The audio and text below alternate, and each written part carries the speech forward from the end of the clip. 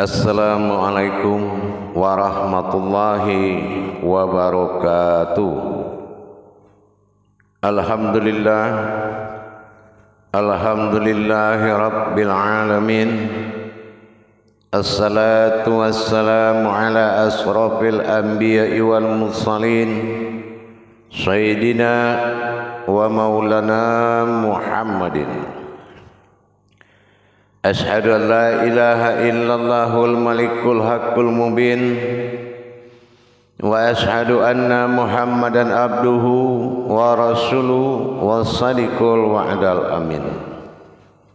Allahumma salli wa sallim wa barik wa karim ahzanul nabil karim idinil lazi min jamalika wa innal lazi min jalalika wa innahu min kitabika wa tahirin wal mujahidina amma ba'du ibadallah.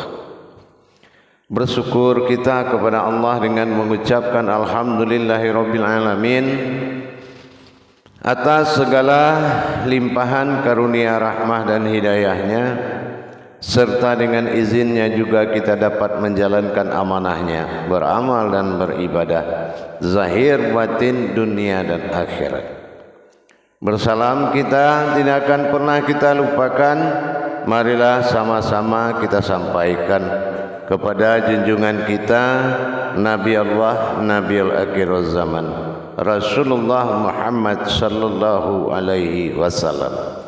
Atasnya kalimahnya kita kalamkan dengan membacakan Allahumma sholli ala sayyidina Muhammad wa ala alihi sayyidina Muhammad. Alhamdulillah, bertemu lagi dengan saya Guru Mursyid Syekh Nur Muhammad Buya Irwan Maulana Al-Khalidi Sumatera Barat dalam makom majelis zikir Ma'rifatullah dalam naungan Yayasan Islam Hidayatul Mubarakah. Tentunya dalam tayangan channel YouTube Buya Pasaman Timur, kupas tuntas hakikat ilmu, amal dan ibadah, berbagi dan selalu berbagi kepada sesama. InsyaAllah dengan meningkatkan iman dan takwa kita kepada Allah, maka kita harus selalu meningkatkan pengetahuan kita terhadap dimunculkan syariat untuk menuju sebuah hakikat. Alhamdulillah, pada waktu dan kesempatan yang sangat kita muliakan ini, kita akan berbagi ilmu dan wawasan mengenai perjalanan rohani kita, mulai dari kodrat batin, ampas napas tanapas nupus, sampai bertajali kepada diri nafsiyah, dan nafsiyah bertajali mendirikan sifat Allah, yaitu sifat dan zatnya Allah pada diri. Dalam perjalanan berikut ini, yaitu perjalanan yang ketiga, yaitu bagaimana bersifatnya Allah pada sifatnya. Kalau tadi kita telah kemarin selama ini kita telah mendirikan hakikat sifat bagi Allah adalah nur, hakikat kodrat bagi Allah adalah zat. Nah, setelah nur, sifat dan zat ini maujud, sudah wujud dia, insyaallah kita lanjutkan kepada bertajalinya sifat kepada sifatnya sendiri. Inilah Allah yang bersifat pada sifatnya menuju hakikat zahir dan batin. Untuk itu para jemaah dan hadirin, para pemirsa, kaum muslimin dan muslimat dimanapun berada, untuk mendapatkan kodrat dari sifat dan zatnya Allah ini, ada beberapa kodrat yang harus dimiliki oleh sifat dan zat yang telah didirikan di diri kita. Apa hal yang harus dia dirikan dan dia harus perjalankan? Yaitu terjadinya sebuah kodrat, yaitu asma dan husnanya. Kalau yang dikatakan kodrat zahir dan batin atau asmaul husna dengan segala marwah perjalanannya, maka saatnya ini kita akan berbicara mengenai kodrat yang ada pada nur yang akan mewujud menjadi ma'nawiyah, dan kodrat pada zat yang akan mewujud sebagai salbiyah atau kodrat. Insyaallah para jemaah sekalian, perjalanan ketiga ini yang ditempuh oleh rohani kita dalam awal tadi sampai pada tahap ketiga ini, yaitu bertajalinya, yaitu kepada sifat dohir dan batin, atau dikatakan kodrat asma dan husna. Karena kalau sudah ada wujud sifat berdiri pada nur, berarti dia harus mentajalikan asma. Nah, sementara pada zat dia harus mentajalikan husna.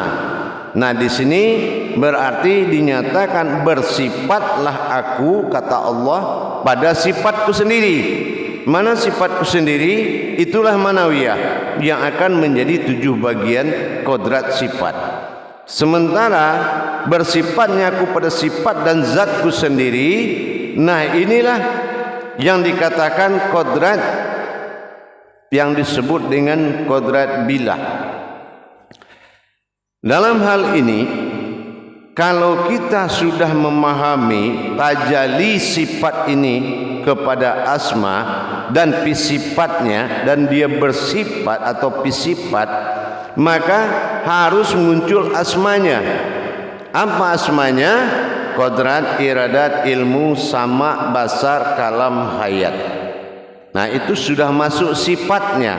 Kalau dia sudah bersifat, bernama, maka kodrat dari sifat ini disebut zat. Ini yang akan menjadi husna. Nah, akan menjadi husna atau kodrat. Kalau sudah berdiri kodrat dan bersifat Allah pada sifat, maka terbentuklah hayatullah. Maka terbentuklah hayatullah yang bertajali pada diri kita. Jadi dalam hal ini para jemaah sekalian, kita harus melihat kembali rumus perjalanan berikut ini, yaitu melahirkan atau menjadikan sifat dan bersifat dalam sifat. Jadi kalau dia sudah bersifat di sifat manawiyahnya, maka kita melihat rumus kembali. Kenapa sampai kepada tingkat keasmaan dan kekodratan husnanya? Nah, kita lihat dasar dari itu semua. Kita kembali mengingat bahwasannya telah terjadi 4 batin dari awal tadi. Berarti kodratnya 4 batin.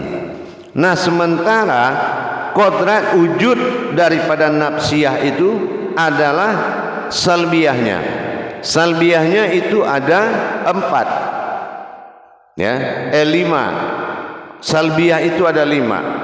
Kalau sudah batinnya 4 disebut bertajali ke nafsiyah, maka nafsiyah akan mentajalikan yang 4 kepada 5 kodrat di salbiyah atau A. Berarti 4 tambah 5 itu adalah 9. Nah, kalau 9 dalam Al-Quran harfiah dikatakan itu domah atau hakikat. Kalau hakikat sifat batin, hakikat sifat zat, berarti itu sudah menandakan 9 2 kali, yaitu 9 pada asma atau salbiyah dan 9 pada batiniyah yang 4. Ini yang dinamakan asmaul husna. Di mana muncul asmanya? Di hakikat yang bersifat tadi itu akan bernama dia. Dia akan memiliki nama atau asma, yaitu kodrat, iradat, ilmu, sama, basar, kalam, hayat. Itu 7, ya. Dan kita jangan lupa kalau yang 7 ini tadi berhubungan dengan yang 5, seperti yang pernah kita sampaikan, dia akan berjumlah 12. 12 ini falakiyah Al-Qur'annya menyatakan 1 tambah 2 3. Berarti ada 3 maju kodrat 3 di kodrat 99 tadi. Nah gitu. Maka nyata sudahlah kalau kodrat yang disampaikan itu berupa sebuah maujud. Jadi salbiyah kodrat tunggalnya itu 1. Ya, itu 1 kodrat tunggalnya. Nah, sementara kodrat sifat dari semua manawiyah ini adalah 7. Nah, ya kan?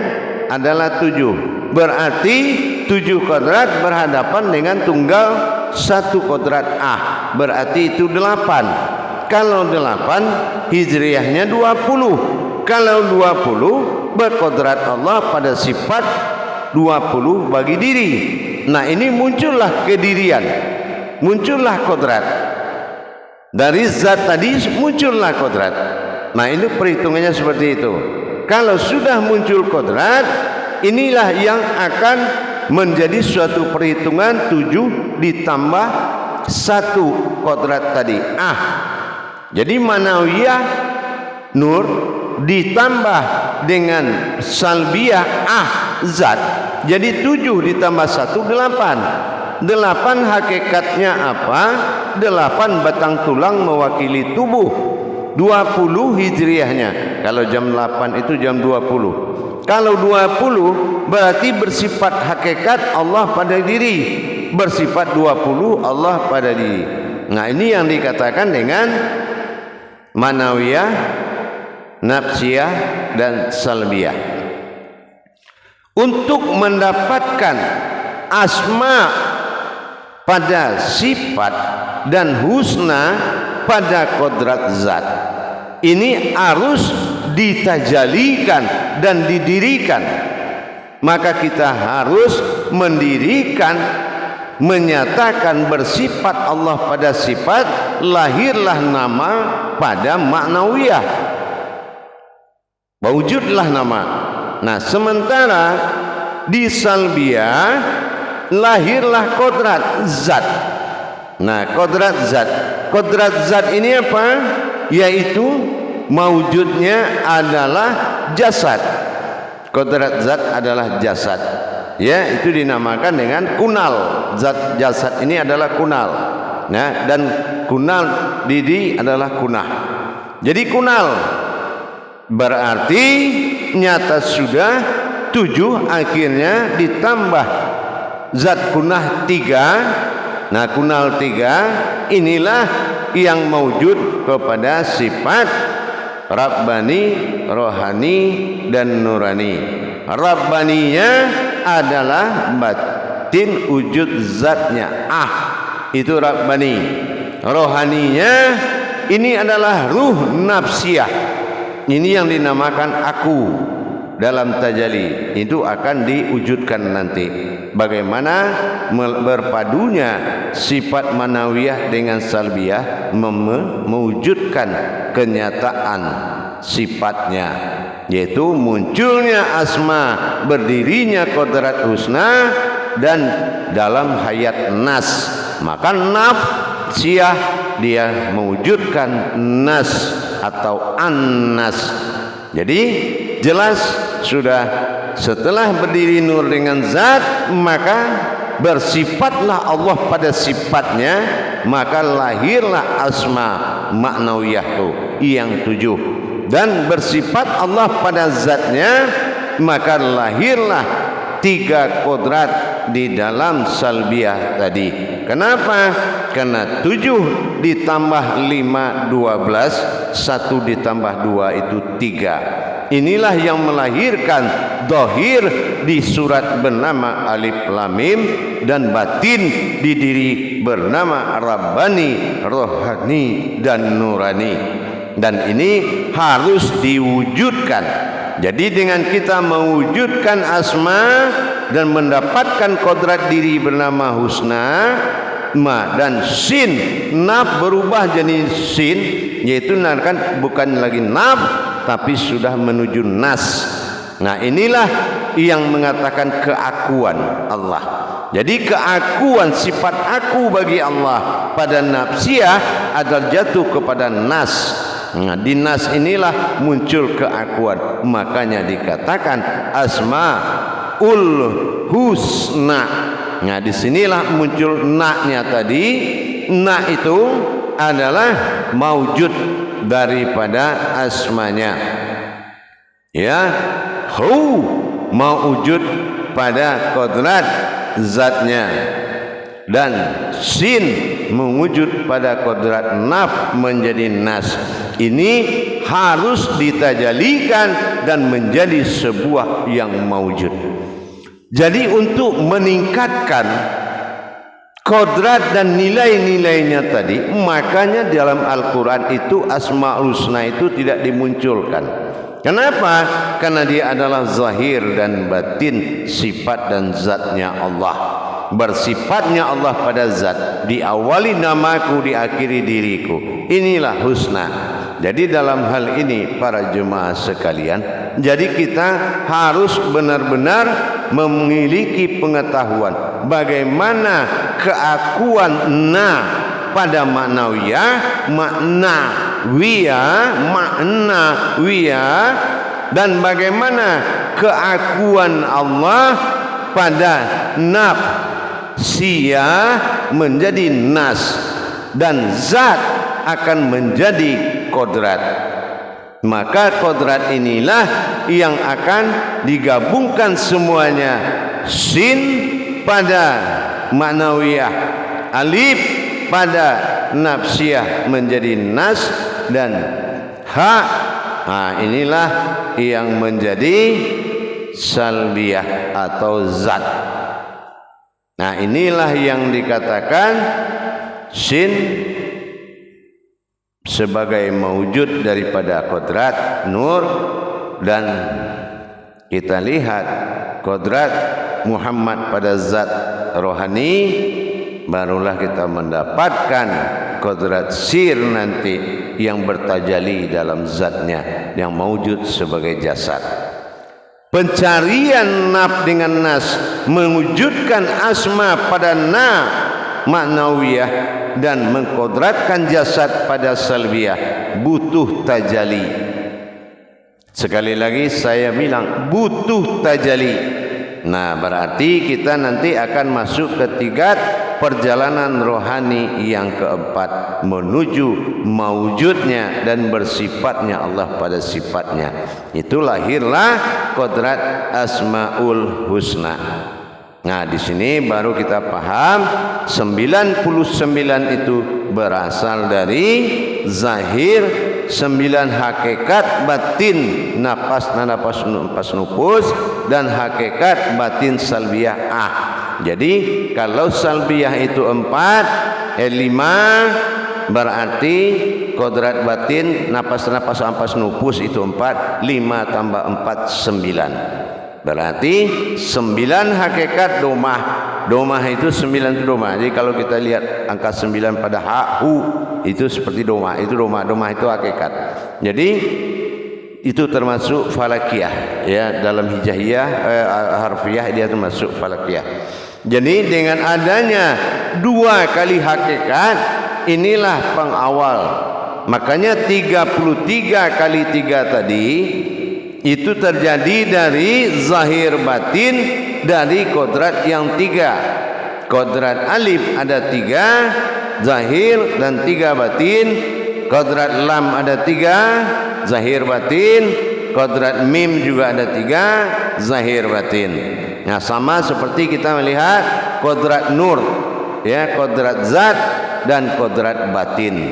Nah, inilah yang menjadi 3 dohir dan 3 batin, 33. Jadi kalau kita lihat tasbih itu 33 awal dan 33 di tengah dan terakhir. Nah, ini sudah kita memahami kodrat. Mana yang ke-100? Itulah nas sebagai batin yang bekerja. Nah, makanya nanti itu ada cara mentajalikannya, sehingga satu menjadi jasad, yang kedua sudah menjadi asma atau bernama. Yang ketiga adalah hayat Allah yang mendirikan kodrat dan nama, diri dan nama. Mana diri batin itu yang bernama dan mana nama itu yang mewujud pada batin. Inilah Asmaul Husna. Akhirnya 99 ini, dua kali hakikat ini adalah zahir dan batin Allah. Makanya diawali oleh nama, diakhiri oleh diri. Bagaimana dengan ibadahnya? Nah, kita lihat ibadahnya. Asma yang dimaksud di sini adalah anna. Nah, disinilah kita alif anna, ya. An adalah diri an, nah itu adalah keakuan. Jadi kalau kita sudah mengakui keakuan Allah pada diri, maka asma nama kita itulah yang menjadi pelindung dan menyembunyikan husnanya Allah. Nah inilah, jadi kalau kita memperkenalkan asma kita, berarti kita telah menyebut ana dalam pemahaman yang pernah kita belajar, berarti kita adalah mewakili Allah dengan menyembunyikan melalui asma kita. Nah ini, jadi yang asma Allah itu adalah sebagai sifat. Asma Allah sebagai sifat. Kodrat, iradat, ilmu, sama, basar, kalam, hayat, itu sifat perwujudannya, mawujudnya. Sementara wujudnya adalah diri. Wujudnya adalah zat. Itu jasad, itu wujudnya. Nah, di sini yang berperan adalah wujudnya. Nah, wujudnya itulah nafsiyah, menaf diri, dan wujud yang tersimpan di dalamnya ansirnya adalah nas. Nah, itulah. Jadi itu yang dikatakan diri tadi, naf, dan di situ ada nas. Maka digabunglah keduanya menjadi nafas. Nafas, nafas. Nah, itulah diri. Itulah yang nafsiyah. Maka itu juga yang berartikan kata aku.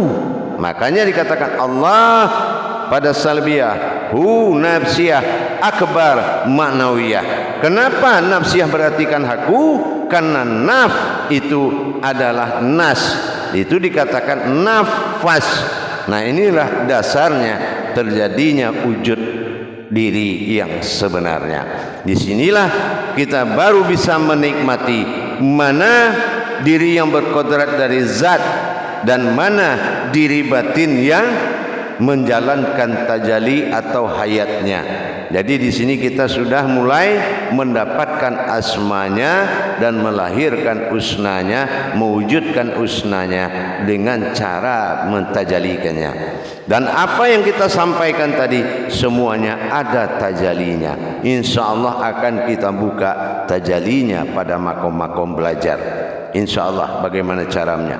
Jadi begitu yang akan terjadi dalam kodrat perjalanan rohani tingkat ketiga ini, yaitu saatnya nur yang didirikan dengan zat mendapatkan hak tajalli, yaitu mendapatkan hak hayatnya. Apa hak hayat? Nur berhak untuk menjadi maknawiyah dan zat menjadi salbiyah dan nyawa menjadi nafsiyah. Nah, bagaimana cara mendapatkan itu? Ada tajallinya. Makanya nanti kodrat, iradat, ilmu, sama, basar, kalam, hayat tidak mungkin ada kalau dia tidak dijadikan atau tidak didirikan. Begitu juga dengan salbiyah tadi. Zat satu. Jadi kalau 7 sifat berhadapan dengan satu, lahirlah 8 kodrat batang tulang tubuh sebagai jasad dan 20 hijriahnya sebagai kodrat diri hakikat. Nah, ini yang dikatakan bersifat 20 Allah pada diri. Maka terjadilah nas. Dari naf terjadilah nas karena ada 7 tambah 1 8 tadi. Insya Allah inilah kalau dalam pemahaman perjalanan rohani ini memang ada kesempurnaan Al-Quran itu terjadi, yaitu dalam tingkat penyebutan angka dan pembacaan huruf dan ayat. Ini akan mulai berfungsi kodrat-kodrat tajalli Al-Qurannya. yaitu Jabariyahnya, Falakiyahnya, dan Hijaiyah akan muncul di dalam mendirikan kodrat Allah pada diri. Karena apa? Berdirilah pada diri yang tidak bersekutu. Inilah kalau sudah berdiri diri yang tidak bersekutu ini, maka apa yang dikatakan pilihan Tuhan bernama Allah itu akan terjawab. InsyaAllah, mudah-mudahan nanti dalam perjalanan berikutnya kita akan bertemu lagi. InsyaAllah, mudah-mudahan bisa bermanfaat bagi kita semua. Karena apapun yang kita lakukan adalah mujahadah. Mudah-mudahan Allah memberikan kemudahan bagi kita dalam mencapai ketauhidan kita kepada Allah. Jangan hanya bisa bicara, tapi bawalah bicara itu ke dalam kenyataan. InsyaAllah sesuatu yang berhubungan tidak merasakan dan mengalami, berarti kita sudah keluar dari syahadat. Tapi kalau kita bersahadat, syaratnya suatu amalan itu harus berhubungan dengan diri dan merasakan yang dikerjakan dan mengalami di keadaan yang dirasakan. InsyaAllah mudah-mudahan bermanfaat buat kita semua. Demikian kelanjutan tajalli perjalanan rohani kita. Barakallahu ya Karim ya Rahman. Akhirul kalam wa billahi taufiq wal hidayah. Assalamualaikum warahmatullahi wabarakatuh.